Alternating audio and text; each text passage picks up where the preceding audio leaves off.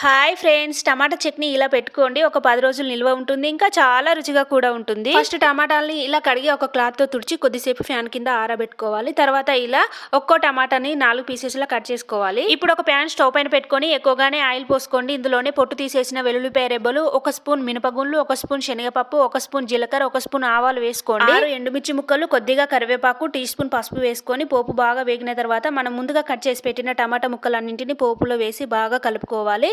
ఇప్పుడు మూత పెట్టుకొని ఒక 20 నిమిషాల పాటు టమాటాని బాగా ఉడికించండి. టమాటా బాగా ఉడికిన తర్వాత రుచికి సరిపడ సాల్ట్ వేసుకోండి. కారం పొడి అయితే ఎక్కువగానే వేసుకోవాలి. ఒక 6-7 స్పూన్లు పడుతుంది. ఇప్పుడు మరొక 5 నిమిషాల పాటు బాగా ఉడికించిన తర్వాత ఇందులోనే కొన్ని జీలకర్ర, ఆవాలు, మెంతులు, ధనియాలు వేంపుకొని పొడి చేసుకొని వేసుకోవాలి. ఇప్పుడు టమాటా చట్నీ ఇలా చిక్కగా అయ్యేంత వరకు బాగా ఉడికించండి. ఇంతే అండి, చాలా సింపుల్ టమాటా చట్నీ రెడీ అయిపోయింది. ఈ చట్నీ వేడివేడి అన్నంలో గానీ టిఫిన్ లో గానీ చాలా రుచిగా ఉంటుంది. మీరు కూడా ఒకసారి ట్రై చేయండి. ఇంకా నా ఛానల్ ని సబ్స్క్రైబ్ చేసుకోండి మరి.